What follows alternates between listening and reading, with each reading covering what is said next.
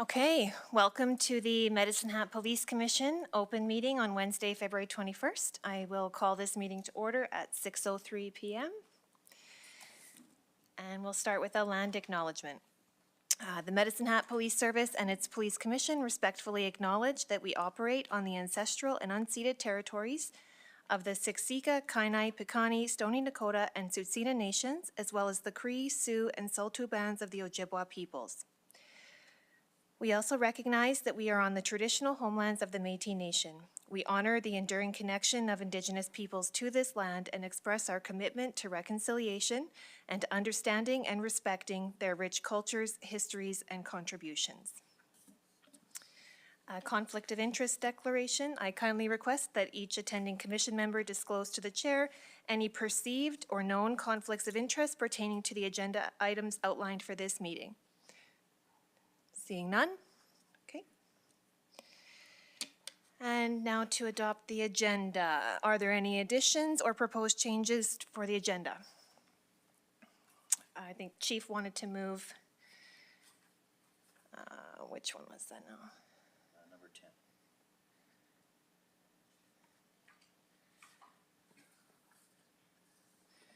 Why is mine differently? Oh, item 10, to follow under, after the Chief's commendation, so we'll put it under as 5C. And that'll be the presentation of our public survey results. Can I get a motion to approve the amended agenda? Commissioner Carolyn, and a seconder? Councillor Hirsch, all in favor? Carried. Okay. All right. Minutes of the January 17th, 2024 open meeting. You've all had a chance to review the minutes. Are there any amendments needed for those? Seeing none. A motion to approve the minutes as presented. Councillor Dumanowski and seconder, Mr. Johnson. All in favor? Carried. Okay, and we'll move on to Chief's commendation and presentation. Thank you, Madam Chair. I'm going to do the presentation, a couple of them from here for a couple of people that have joined us. So the first one I'm going to present is to Constable Taylor Olenek, who's one of our school resource officers for an event that happened in January of this year, just across the street from Medicine Hat High School. So I'll get Taylor to stand up, and he's probably embarrassed him a little more, and he's always already embarrassed to be standing here. Also want to welcome Taylor's family to Chambers, and thanks very much for joining us for a special moment for Taylor. Thank you very much. So on January 10th, Taylor was attending to his duties at Medicine Hat High School as an SRO. Taylor, in addition to his role there, he goes the extra mile and monitors the police radio in case there's events that are happening close by the school. On the afternoon of January 10th, there was an event that happened across the street from the school. There was a motor vehicle collision happened where a vehicle left the roadway and went into a private yard and struck a tree. Taylor heard that call dispatched and sprung to duty. He dispatched himself there because he's right across the street. Went across the street, saw a vehicle had collided, and the driver was incapacitated, but the wheels were still in motion, and the vehicle was still, the accelerator was still, the vehicle was still in drive, so there's some danger there. Taylor realized the driver was incapacitated, so he breached the passenger side windows so he could shut the vehicle off, and he then realized that the driver was in medical distress. So Taylor immediately began to deliver life-saving measures to the driver, did CPR until other emergency services could arrive. Unfortunately, the driver suffered a medical episode and was deceased, so that was very sad. Shortly thereafter, Taylor was working with that scene, and a relative of the deceased happened to drive by, unfortunately, realized it was their loved one involved. Taylor had to then go from life-saving mode, he had to go into counselor mode and do a next of kin notification that was unexpected and generally doesn't happen that way, and had to show a lot of compassion to a family that was going through something that they didn't even expect to have to go through as they drove by this scene. So the actions that Taylor took on that day, besides the duties he has in the school, which, as we all know, are a lot, he showed a lot of compassion. He sprang into action when he was needed, tried to save a life. Unfortunately, that didn't happen through no fault of his own. And I just think he did a great job. I think the school community appreciated it because he was able to advise the school what had happened. I think it's a fairly traumatic event to happen right out front of a school. He was able to advise them because they know Taylor in the school. And I think just that's a great thing that he did. And I just wanted to thank Taylor in front of his family, in front of this forum, for the work he did. And I think this is indicative of the work our members do every day that we don't do enough to celebrate and to recognize. And that's what we're here today. So Taylor, on behalf of the Medicine Hat Police Service and the Police Commission, and in fact the City of Medicine Hat, thanks for your efforts that day. You're a credit to our organization. We're proud to have you as one of our own. Just wanted to present you with a Chief's commendation on behalf of all of us. Thank you so much.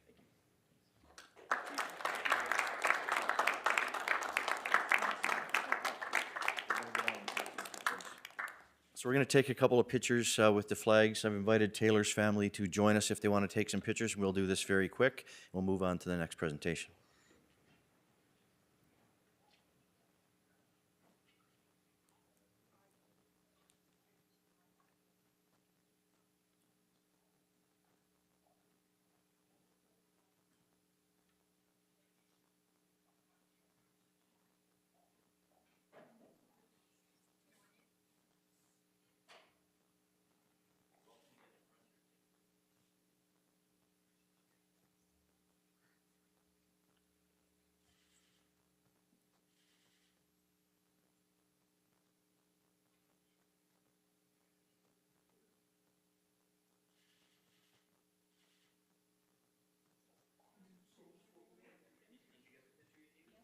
Thank you so much.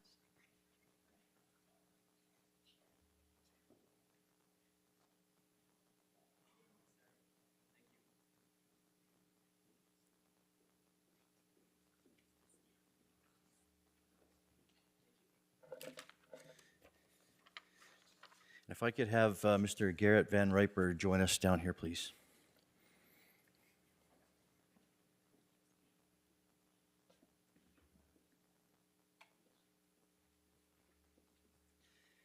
So I just wanted to introduce to the commission and to the other members of the police service. I believe the police service is aware of Mr. Van Riper. So Garrett Van Riper is a long-term resident of Medicine Hat.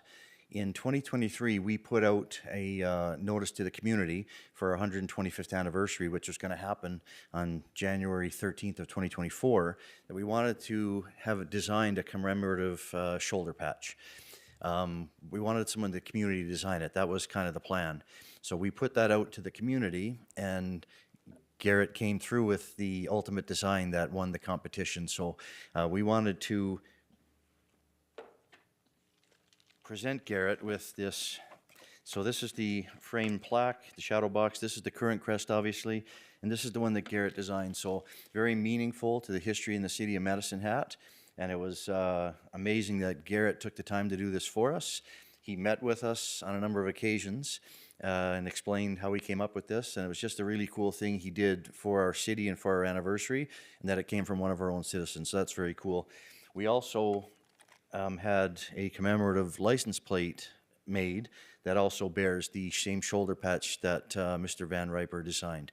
So we just wanted to thank him in the presence of the community and the commission, and just to thank him very much for what he did. I understand his mother is in the gallery this evening, so it's you must be very proud, and you should be. And Garrett, thank you very much for what you did for us. Very appreciated.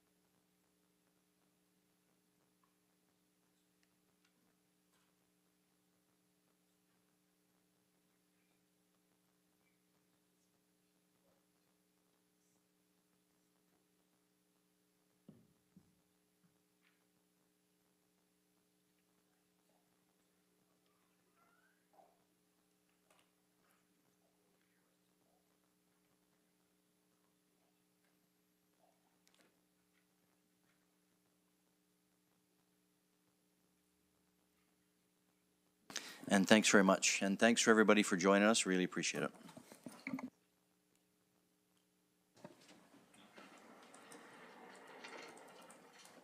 Okay, we're going to move into our public survey result presentation. Those in the gallery, you're welcome to stay. If not, now's a good time to make your exit. I haven't even started speaking yet.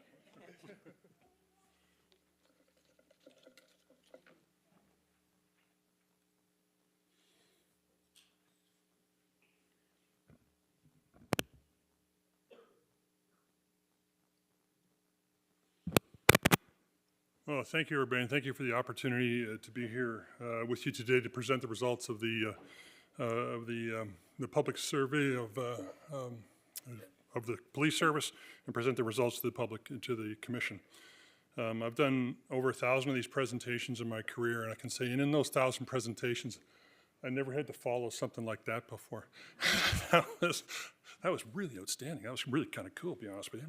I'll tell you, I'm a very, very impressive young man. So thank you for the opportunity to be with you today. My name is Alec Milne. I am the principal of a research firm and research and data analytics firm called Framework Analytics. We're headquartered in Calgary, and we do research analytics and data work for organizations right across country. Most of our clients are actually in Ontario or out on the West Coast, but we started right here in Calgary. Right there in Calgary, but right here in Alberta. So very pleased to be with you this evening and present the results of this survey.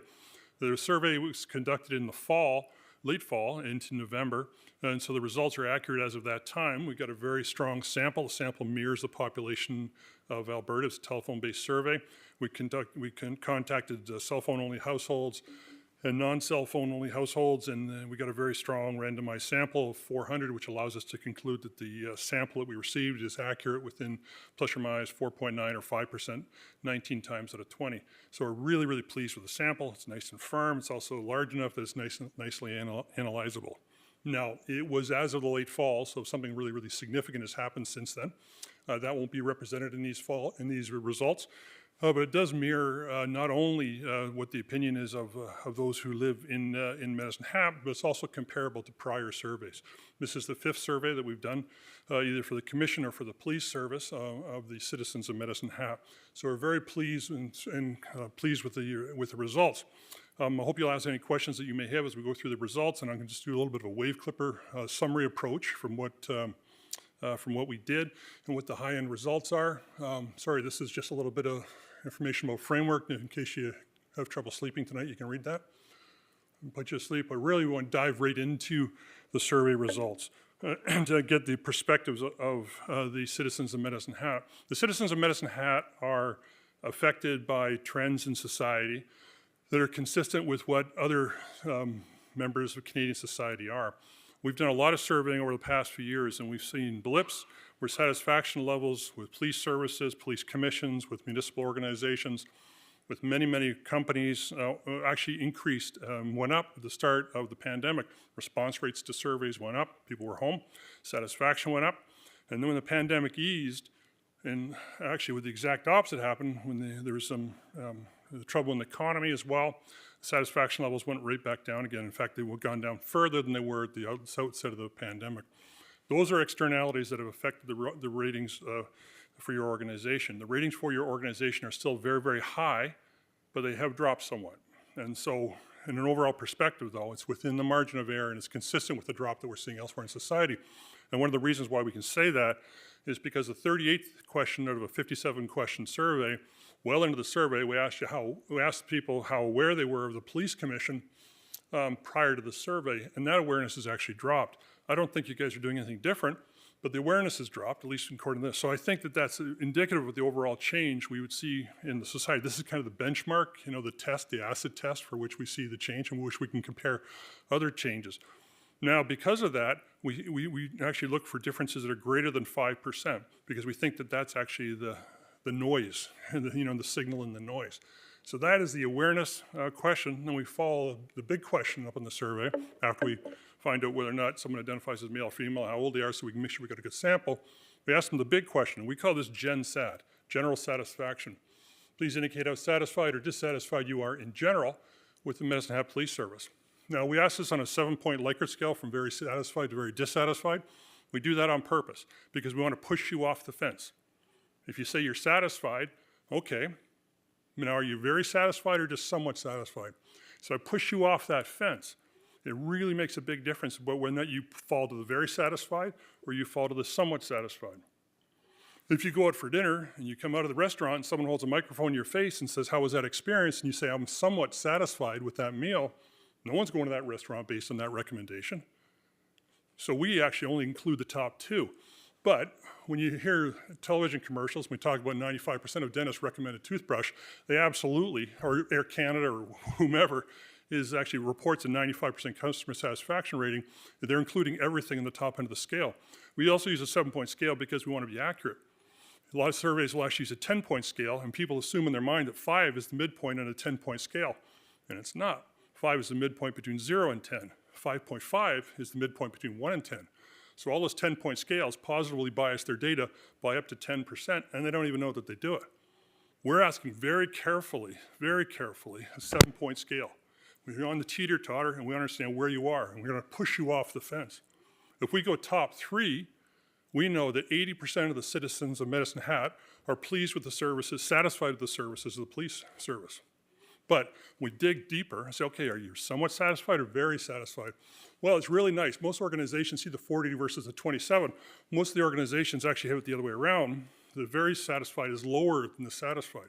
But when you add those 2 together, you get your top 2. And the top 2 this year is 66.4%. The average of the last 5 surveys we've conducted for you is 67. So it's very consistent with what we've seen historically, other than the run-up last year, where it went up to about 71, 72%. So it did drop by 5%, but that's the same drop we've seen right across the country for other organizations as well. So we still think it's a strong score. Top 3, it's actually at 80%. That's also a very strong score, but we want to make sure, though, that this is a blip this way, so we can't tell that until we survey next time about whether or not we can stay there. So on an overall basis, the score is 66%. If we go to top 3, it's at 80% in terms of general satisfaction. Now, we look at drivers of satisfaction. This is something called unaided recall. People can type in anything that they want, or say anything that they want. It's all recorded verbatim. And then we look for trends. And the green line is how satisfied people are who are in those groups. So if someone's just said a general positive comment, and you look at that green line, it reads off the right axis, their general satisfaction is at 90%. They might just simply say, I'm happy, all right? That's all I can tell you. They haven't really thought about it. But if they mention words like efficiency or reliability or visibility or positive attitude, their satisfaction levels are very, very high. If they mention crime, or if they mention homelessness, or if they mention narcotics, or if they mention speed and traffic enforcement, or that they reported an issue that wasn't resolved to their satisfaction, the exact opposite happens. So we believe that certain things drive satisfaction and certain things drive dissatisfaction. Performance-based things, being nice, being reliable, and knowing what you're doing, having a customer service attitude, those are all performance-based things that we can tell from your data set. They drive satisfaction. More is always better. It's like at home, like what's best? Internet speed, more is always better. Retirement savings, more is almost better. You know, there's a bunch of things that are more is always better, right? But some things you think more isn't always better, like desserts. Well, you get a free dessert, that's great. You get 2, 3, 4, 5, and more isn't always better, especially when you get to my age. So you have to be careful of that. There is some things that are, and then just the opposite also happens. There are also some things that when you get them, they don't drive satisfaction, they drive dissatisfaction. And those are expected goods. In this instance, we say if someone actually got a speeding ticket, that's going to actually drive some dissatisfaction with the police service because they think it should be enforced against everybody, but not necessarily about them because, of course, they're a good guy. And we also see that as well, most particularly if they report an issue and it wasn't resolved in the manner that they thought it should be, their satisfaction actually drops down to 10%. Now, please understand that we are conducting an autopsy on that 2 and 3% way over on the right-hand side. There's very, very few people who are truly dissatisfied with this police service. Those who aren't satisfied are more likely to be indifferent. But being who we are and being analytical, we always look for where the hole is, right? Where the gap in the data is. And we look a little further into the very dissatisfied, we know that that's actually what drives it. Some of these things are beyond the police service's control, but some of them, clearly, like efficiency, reliability, and visibility, are within the police service's control and are very important. Now, Do you feel safe living in Medicine Hat? We've asked this question in each of the last 5 surveys since 2011, and we actually get the lowest score that we've seen since 2011. Right down at 70%. It actually dropped 7 points from last time. That's generally in Medicine Hat. Do you feel safe living in your neighborhood? That's at 74%. So 70% generally in Medicine Hat, 74 in their neighborhood. So they feel more safe in their neighborhood, but even that has dropped by 8 points. In the research world, that's a huge drop. That's almost twice the standard deviation. And so that's really a really significant drop. It's only about 1 in 25 times that actually happens. So so something has happened to make them feel less safe. And as you can tell from the green line, the more safe they are, the more highly satisfied they are. So that actually directly relates to and drives overall satisfaction. Are you comfortable going anywhere in the city? The question, when asked to them, they say, well, they go different, is there any part of the town that you're uncomfortable with? It's actually really popped for downtown. So people are afraid of or uncomfortable going into the downtown area. That actually almost increased by a factor of 2. Last survey in 2021, actually the modal response, the most popular response, was comfortable everywhere. And that dropped from 55 down to 40%, which is also a really big drop. So clearly people are feeling a little bit more uneasy in general. The Flats area, I don't know what's going on there, but actually the proportion of people who say they're uncomfortable going there has actually dropped appreciably. So definitely big changes in terms of comfort, and that's affecting them. There's also changes with respect to household size. Larger households are more likely to report that they're satisfied. There's also a big relationship with respect to age. Now, age is one of those things that age and income and education are the really big 3 demographics. You can predict an awful lot about a person and actually their postal code. If I know your postal code, I can tell you just about everything about you. I can tell who your friends are. I can tell all those sorts of analytics are based on you. And then if I know your income and your age, I can really tell you an awful lot about yourself. And it's very true of the police service. The older you are, the more likely you are to be satisfied with the services that the city receives from police service. And you can see in a change actually what happened. It was those grumpy late Gen Xers from those 36 to 45, most of those are millennials, where the satisfaction dropped off the most. And we see also that the satisfaction peaks at about age 65. And then the fearfulness may start to drop in after that. So very big changes demographically, but there's a strict statistical, easy for me to say, a relationship between age and overall satisfaction.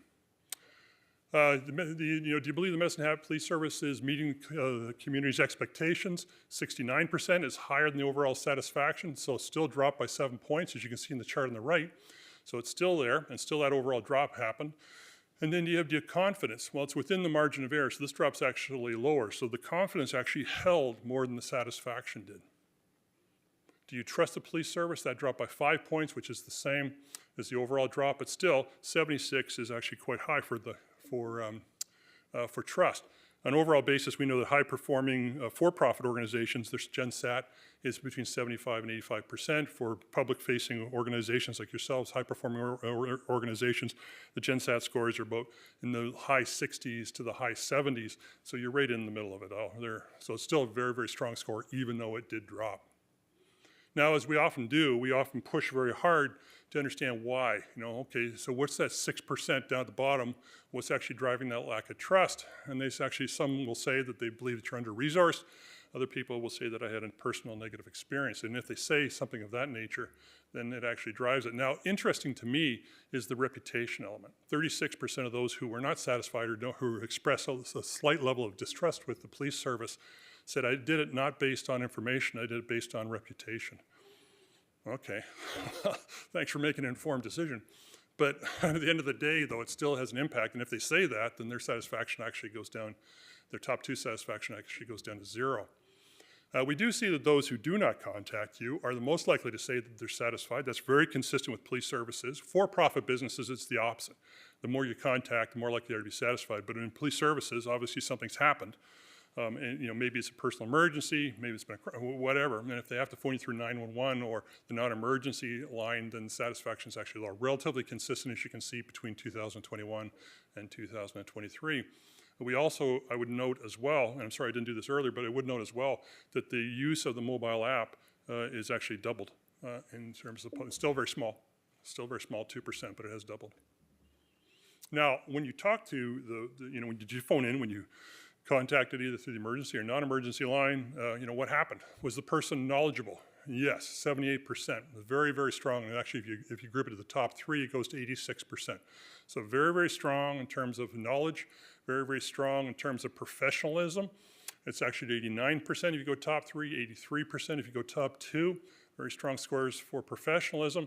And despite that, that doesn't mean that the expectations were met, that the person was able to get what they wanted done. Maybe they wanted something overturned, or they wanted a ticket overturned, or something of that nature. But still, you have very, very strong scores here, 73%. Satisfaction with communications has dropped appreciably. 38% are unsure, though, which is pretty significant, that they don't know, that they're not necessarily engaging. We're finding this more and more in society as we do research across the country, that people are building electronic moats around themselves. And it's hard to get through. It's hard to communicate through that moat, and then they complain that nobody actually told them about an issue. Well, if you're not going to read the newspaper, if you're not going to pick up the phone, if you're not going to answer the door, and if you build a moat, and live in a new suburb, you drive into your garage, and you pull up your drawbridge, which is the garage door closing down. Your neighborhood, your community is not your neighborhood. They don't want to know their neighbors. And actually, they find that their community is actually online. So they get a lot of confirmation bias from that. In fact, when you actually look at it, this is a 2-year change. The traditional newsletters and newspapers and radio and television, that went from 66% down to 49% in 2 years. In 2 years. Social media almost doubled in 2 years. May not like Facebook, but it's not going anywhere. People are getting their news from social media, from TikTok, and they're not getting their news from journalistic standards and independent news organizations. Please indicate how satisfied you are with the road safety efforts. That actually has dropped down to where it has been in the past. So I would actually say this isn't necessarily a drop. I would say 2021 is probably a blip up on an overall basis. A lot of people are somewhat satisfied with that, and of course what we do is we drive that to find what's driving that, and we find an overall basis. If they say something like school zones and speed zones enforcement, they like that. Distracted driver enforcement, they like that. But in the middle, we can also see there's speed enforcement. They're not so sure that they like that. And then there's presence and visibility, which we also think is actually quite important, which is them saying that they want to see more presence and more visibility. We know that that's actually a thing. What are your priorities in terms of road safety? The road safety priorities have not changed since 2021. They're very, very consistent across the board. Slight drop with respect to red light enforcement, but I know in 2021 that actually popped up. So consistent priorities right across the board. Now what should we actually be looking at that we're not looking at? And the big one is the one in the middle, which is the other driver behavior. There's a big driver this year that popped up. We haven't seen that happen before with respect to the Medicine Hat survey. So there's definitely something happening when people think that they're doing fine, but the person in the other car is absolutely the condition, actually causing some of the issues. The other problem as well, as you see on the right-hand side of this scale, is there are several things that are external to the police service that are actually impacting overall satisfaction. So we say, what are things that are contributing to road safety? And people are talking about the condition of the roads. They're talking about winter conditions, and they're talking about emergency vehicles. Well, a lot of those things are beyond the control of the police service, but they are impacting overall road safety ratings. Satisfied with the recent interactions with police officers. That has dropped since 2017, there's no question about it, but you can see that it's relatively strong in terms of the very satisfied versus the satisfied. It's actually at a ratio of 3.5 to 1, actually 3.67 to 1. So it's very strong as well on an overall basis, but it is an issue. If not, what was driving that? Well, if they felt that the police officer was compassionate to what they're saying, heard them, if they feel they were heard, then their satisfaction is fine. So in other words, customer service is actually important in the police service. The customer service attitude, being positive, actually works. If they feel that they're being disrespected to, then their satisfaction levels actually go to 0. Confidence in the police service to investigate serious crime, that has dropped by about 10 points since 2021. That is also a trend that we're seeing more nationally. We're seeing that with other police services for whom we have surveyed. So it is an issue. There's no question that it is an issue. Issue more broadly, I guess you would say. A little bit closer drive in there. Why small crimes are being ignored again? The lack of resources, lack of drug focus, excuse me. Insufficient investigation is also there as well. But still, these are very, very small. So this is a profile, a frequency profile of just the the right-hand side. So you can see it's a sample of the citizens, and this is a sample of the unsatisfied. So it's a sample of a sample of a sample. So sometimes these stats get a little bit wonky when you start to shave the pie with a razor blade, to see how thin they are. But still, they do pop up. Now, did you understand the role of the police commission? That has actually increased, which we would expect that it would. On an overall basis, you would expect that over time that it would increase. And then the rating for the police commission and its oversight role has actually dropped appreciably from 81 down to 52. It's very, very strong. It's not gone down to the disagree that they don't think it's effective. It's actually in the middle. It's a somewhat agree. And earlier on, we found fewer people who were actually aware of the existence of the police service, or the police commission rather. And so I think that there is an awareness issue, but maybe that actually aligns with your strategic points. Maybe that's fine. And then just to wrap, I'm sorry, I know I'm going long, I want to be respectful of your timeline. We did want to actually measure your brand. This is not your aspirational brand, this is your current brand. And we measure that by asking a one-word question. If you could use one word to describe the organization, what would that one word be? And the most popular word was good. The second most popular word was competent, followed by effective. So good, competent, and effective, those are the tall columns. Now, those don't always necessarily drive satisfaction, but they pretty well do. Anything to the left of the word good is driving satisfaction. So they say excellent, confident, great, dependable, respectable, effective. Your satisfaction levels go to 100%. If they say that it's adequate or good, that actually drives dissatisfaction. Now, helpful means not helpful, right? Trustworthy, if they mention that word, the satisfaction levels are low. So those are expected goods. There's also a big difference between two related words here. So the third word from the left, which is great, the satisfaction, people say great is 100%. If they say good, which is also a very positive word, their satisfaction level is at 80%. So good is not good enough. You have to push for great, which is often very difficult in a resource-constrained environment. So just to wrap it up on an overall basis, I would say that the results on an overall basis are very, very strong. I think the scores, while they did drop, they're within the margin of error, and they're certainly very consistent with drops that we're seeing more and more widely with surveys right across the board, from customer satisfaction surveys to polling, to public polling, to other police services, to other sort of customer or public-facing resources as well. How police are perceived is actually relatively high, and some of the ratings for the officers themselves and how they conduct themselves still remains very, very high, 79 and 83%. There are areas that can be improved upon, and of course, most particularly for people feeling safe in the community. If you can affect that, then it will actually work out well. But if they talk about professionalism, then it's also some very strong correlation with overall satisfaction. So very, very strong on an overall basis. There has been a drop of overall basis for just about every score on an average of about 5 points. But that is what we would expect. And in terms of expectations for next time, I would say if you repeat the top 2 score of 66 or top 3 score of 80%, that would be a win to hold those scores. So thank you. I apologize for going a little long there. And I know that's the second time, third time for some of you. And I apologize for the length of the presentation, but it is a very rich database. And I also very much appreciate the opportunity to be of service. We've worked with many organizations across the country, and we can tell you that you're literally one of our favorite clients. We like working with you. Thank you very much for your time. And I would also be very pleased to answer any questions you may have. Thank you, Mr. Milne.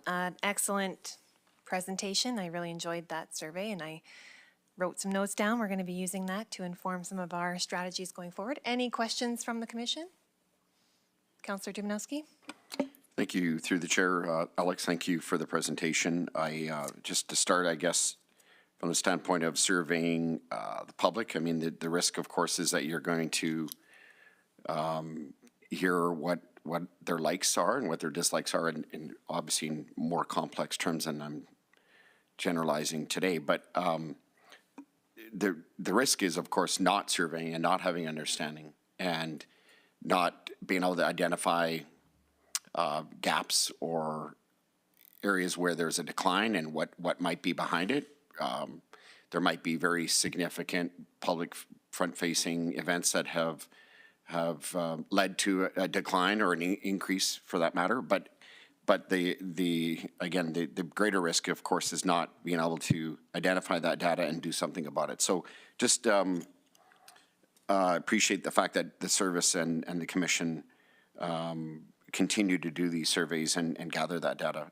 From the standpoint of one of the questions around comfort with different parts of the city, I noted parts of the city, not all areas of the city were identified in that chart. I won't get into that question, but downtown obviously was one of the ones that was identified, and I don't want to presuppose, but I would imagine that most people would not be surprised with that. I guess the question then is that with other services you're dealing with, is there some consistency, not looking to validate through other people's shared challenges, but is that a consistent challenge that you're seeing in every community, regardless of its size? Yes, sir. So in the first part of the question, I would say you're absolutely right. We believe these surveys are like a dashboard.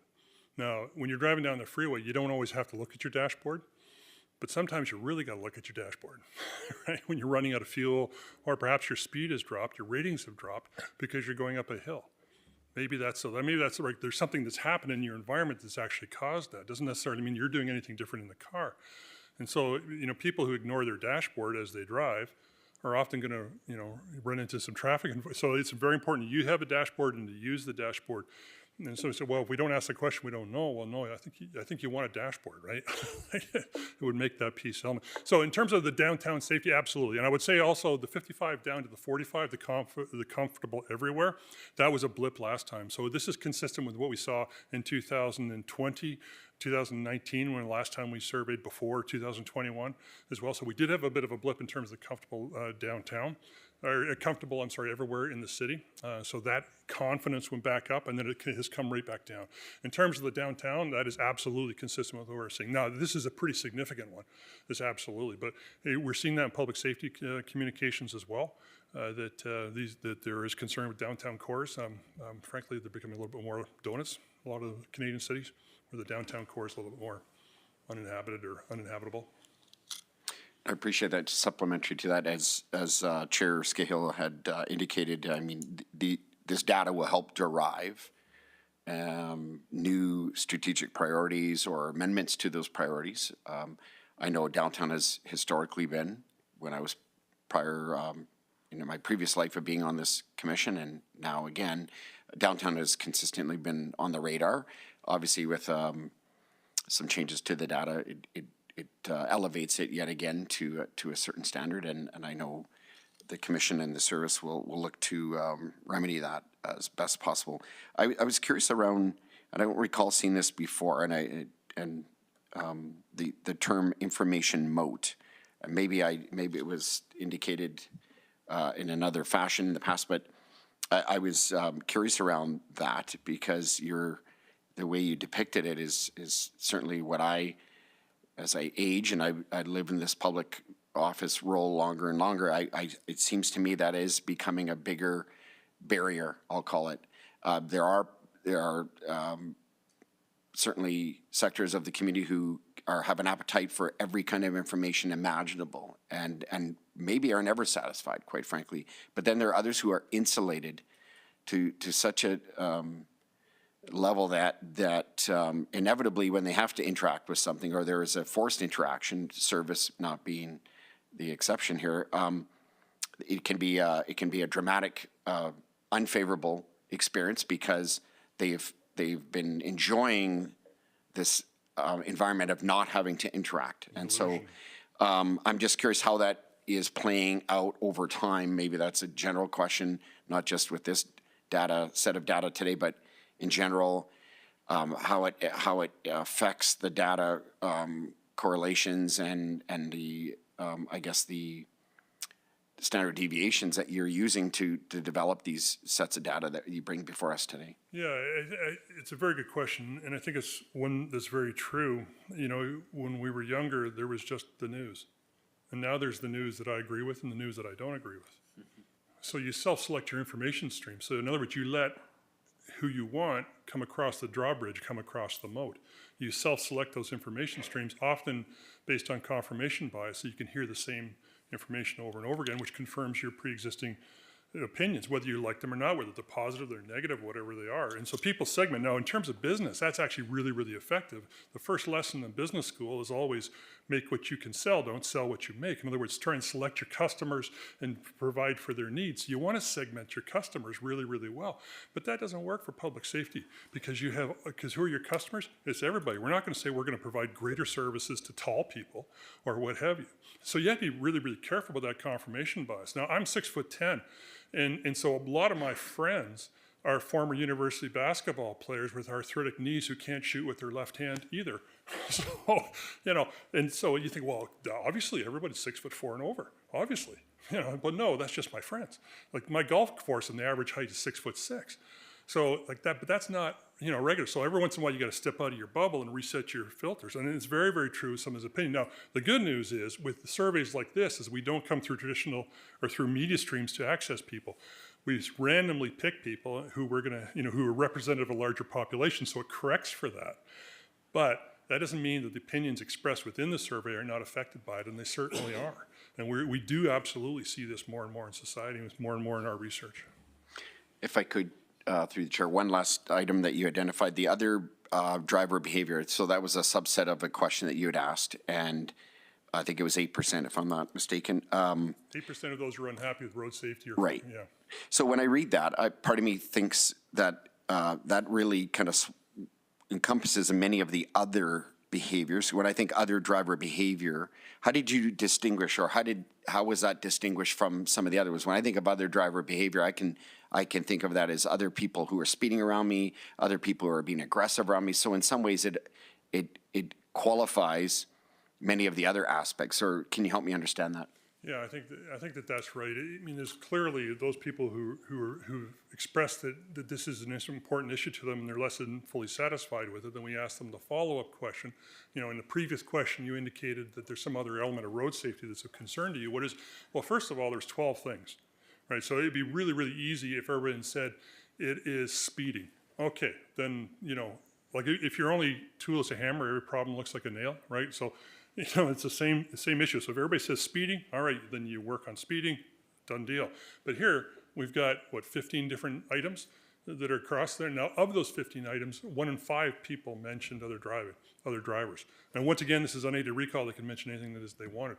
But that was the second most popular one. The other one was school zones, and clearly everybody wants greater enforcement in school zones. So even though we would have said school zones in the traffic safety, they wanted to say it again. And reinforce the importance of it. So, but what's within that other driver behavior, we go back to the verbatims, and you'd see all kinds of different examples there of people speeding, ignoring the laws, and those sorts of things, or acting aggressively towards them.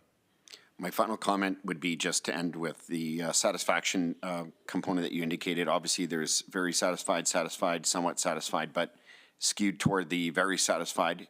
You put those together, it's 80% or 68%. I'm not a statistician, but I am a member of this community. I'm on city council, and I'm sitting around this commission chair or table, and I can tell you that to me is a very nice placeholder for general satisfaction, which from my standpoint, when you dig deep, you're going to get lots of different kind of subsets of data. But overall, if you ask somebody, as you indicated, I think in an earlier example, you go to a restaurant, how satisfied are you with it? If somebody says satisfied to very satisfied, that's a great indicator overall of your experience, whether it was the serving, the food quality, the environment, the cleanliness, et cetera. So I'm pleased with that. And once again, I want to thank you for bringing this to our attention today. Well, and thank you for those comments, sir. If you were to use a Net Promoter Score, which takes your promoters and you subtract your detractors, using a 7-point scale, which is a little bit modified from it, you get 66 minus 12, which would give you 54. The international average is 32. For all organizations who actually survey across the board, that's over 100,000 surveys, the average is 32, and your Net Promoter Score would be 54. And that's in public safety, where some people aren't going to be happy because they did get a speeding ticket. So I actually think it's actually quite a healthy score, for sure. Thank you for your comments, sir. Thank you. Thank you. Any other questions or comments? No? Thank you again, for the Mr. opportunity to be of service. We really greatly enjoyed working with the management team. Thank you.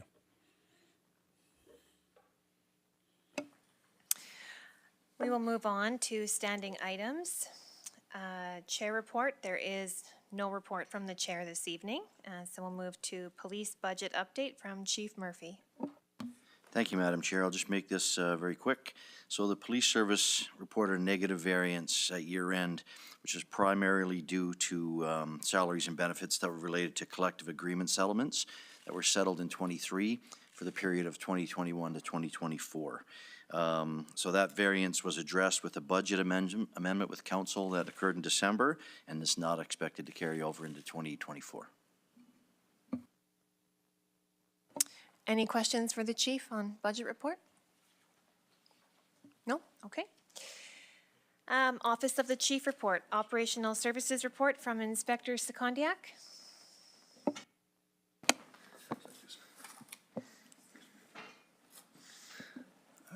Yeah, pardon me. Yes, thank you. Just wanted to bring a few calls to your attention here. The first one is from the patrol section. So in January, members received a call from a business on Strachan Road. Again, the male was acting erratic and refused to leave. But when members attended, they identified that the subject had a weapon. Extremely high-risk incident, and it speaks to the presentation we just saw on the professionalism. So we have several less lethal options used to for safety of our own and members of the public, and it was deployed in this instant. I think we have 5 specifically. But an excellent example of how technology has changed over the past several years, and we're able to arrest a person in crisis and safely take this male into custody, and he received treatment after the fact. So just a great example of decision-making by our patrol officers, the experience and professionalism they display every day. Secondly, under K9, I just wanted to bring one call to your attention. There was a family dispute in Ross Glen.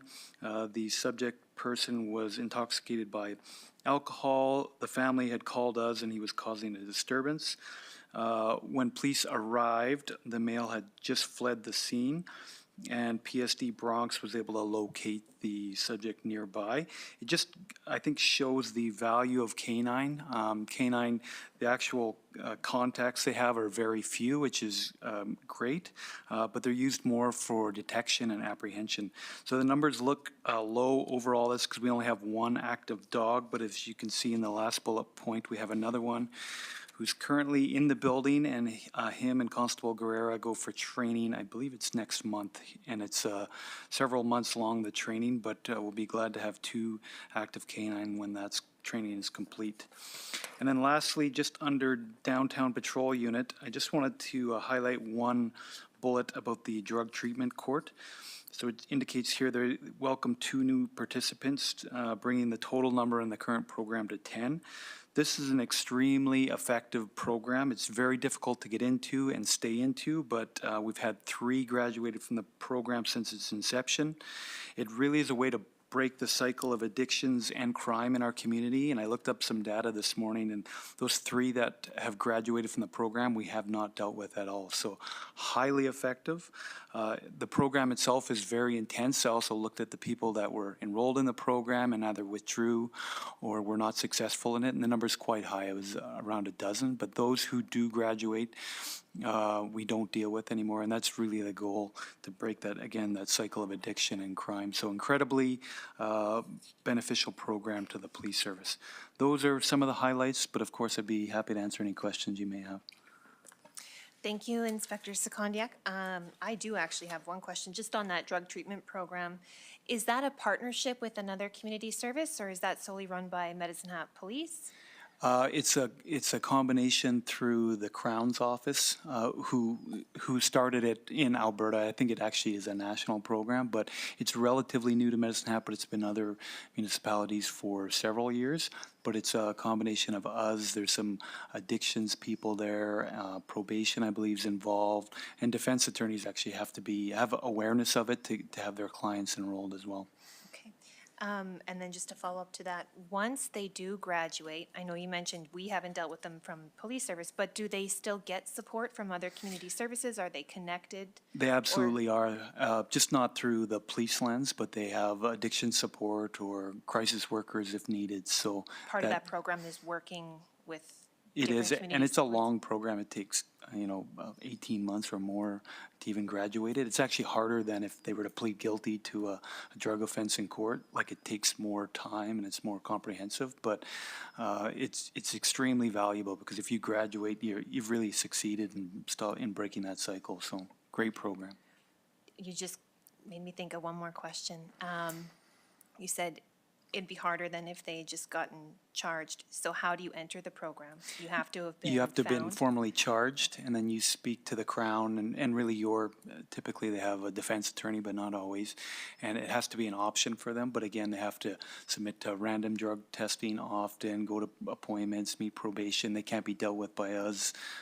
During that course, probation is often involved. So very intensive, and there's a lot of checks and balances while they're in the program. Thank you. Any other questions from Commission? Councillor Dumanowski? Apologize for all the commentary tonight, but I was curious around the patrol section, the third bullet point, the 27-year-old who 49 times in a 2-day span of time called in 911 for fire service and obviously was arrested and charged, but I'm just curious around the 49 occasions why it would have taken that long, if I can be blunt, or if you could respond to that, would be great. Yeah, I can. I know this one specifically. Oftentimes they'll call multiple times in 10, 15, 20-minute period, so we can't always attend right away. And police officers actually they don't want to charge on this if they don't have to, so they just want the behavior to stop because they have other calls to go to. So when it became that extreme between the day or the 2 days, I guess, January 8th and January 9th, they had no other option other than to go and arrest and charge the individual. So it's not something we like doing. Like 911 is there for a reason. It's to help people in crisis. But when it's abused to that extent, and it was just phone call after phone call after phone call, and there's drugs and mental health issues are often related to that as well. Any other questions for Inspector Secondia? No? Thank you. Okay, Investigation and Support Services Report, Inspector West. Thank you, Madam Chair. Just a few points from, first off, from the Administrative Services section, the training unit. This month, in the month of January, all staff were assigned to complete a cultural awareness and humility course provided by our online Canadian Knowledge Network. So we do have a number of online training options, and we thought this was a timely course to provide. It dovetails really nicely with our respectful workplace, and we're always working towards the police service being a respectful and inclusive place to work. So they completed that. All staff completed that training. Next on page 14, I'd just like to talk a little bit about the organized crime section and alert. So they had a very successful file that involved really tackling some of the drug problems, particularly fentanyl in the downtown. So we know that several drug dealers were targeting our vulnerable population and hitting some of the areas where those folks frequent and actually get services. So we did do an undercover operation and ended up charging a number of people in the downtown area. And although I know there's other files that we've had larger amounts in the organized crime world, we call it weight of drugs, and I know there's been higher weights, but this was a really impactful for the community because targeted local drug dealers and I think took some of the pressure off our vulnerable population with regard to, having that constant presence of somebody willing to sell drugs. So very impactful file, and very happy that we sort of kept that one local. And just lastly, our major crimes unit, again, some good old-fashioned police work resulted in the arrest on a armed robbery at a convenience store up in Northwest Crescent Heights. We had a very tenacious detective who took the call from patrols, and through, just like I say, through some good old-fashioned police work, he found Tim Hortons cup, which led to, another step in the investigation, and ended up making an arrest, bringing the suspect in to the police station, conducting an interview, and actually charging that individual. So it's great when we are able to clean up and arrest people on violent crimes like that. And that's all I have for the report, unless anybody had any questions. Thank you, Inspector West. Councillor Hirsch? Thanks. Through the chair to Inspector West. So just kind of read with interest the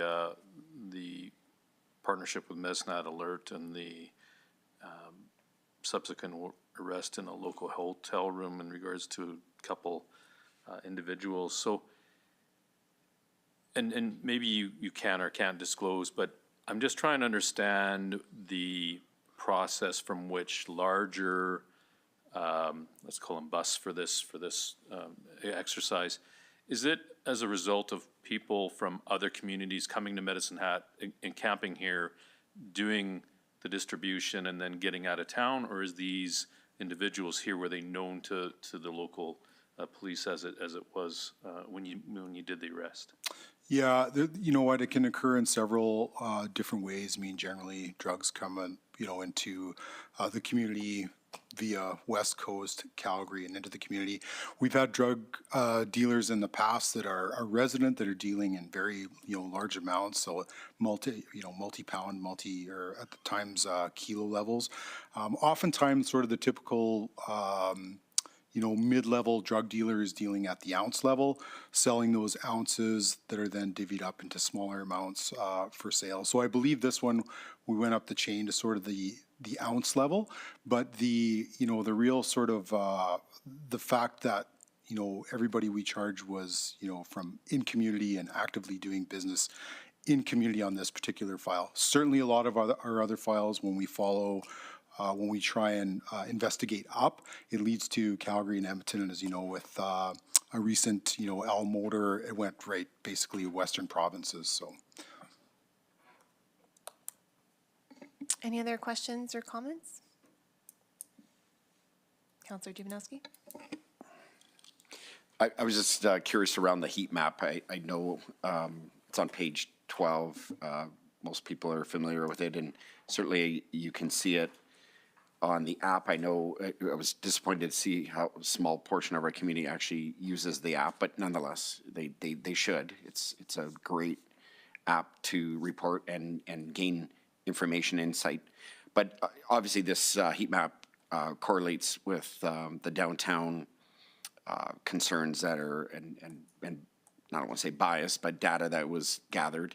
I was curious around the one small section there, what appears to be City Hall, if I'm not mistaken. Is there, I'm not even certain that I've heard much about that, but does the City Hall deal with a lot of issues from the standpoint of calls, which would tie into this heat map?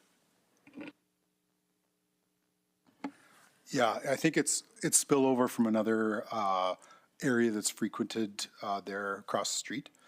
And I think it's definitely a spillover. That particular corner is, monitored by, our downtown patrol unit is around there often. So I think it may have pushed some of the activity across the street, or we're getting calls from across the street. So I don't think it's necessarily on the south side of First Street there, but, on the north side, but on the south side. I was actually going to ask that. Is this map indicative of where the calls are coming to for service and not actually where people, well, they may still be there, but so calls could be coming from City Hall for other areas, or they're calling because they're at City Hall? Or we don't know? I think that's a great question. I'm going to pass it over to Inspector Sagoniak. It's where the call was, not where it was made from, is where the incident occurred. So if you called from home and said, I see a traffic accident 2 miles away, it's wherever that accident occurred, so. Thank you. Any questions? Any other questions? No?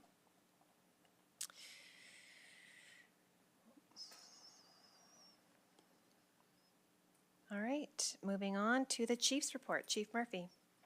I have nothing further to add, Madam Chair. Okay, and that is it for Office of the Chief.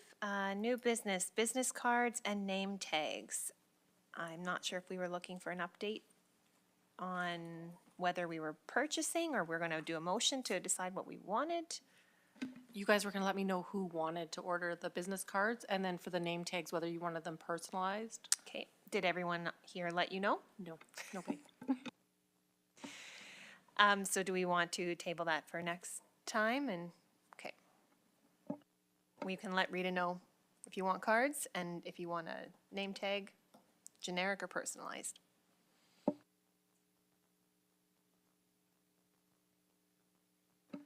Okay, community consultation. Anyone in the gallery wish to speak?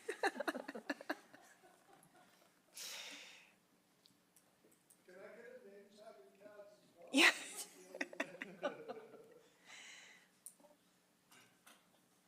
Okay, no? Upcoming meetings, so our next open Police Commission meeting is Wednesday, March 20th at 6 o'clock here in City Council Chambers, followed by April 17th at 6 o'clock. And can I get a motion to adjourn? Councilor Hirsch, seconder? Mr. Johnson, all in favor? Carried, and we will adjourn the meeting at 7:04 PM.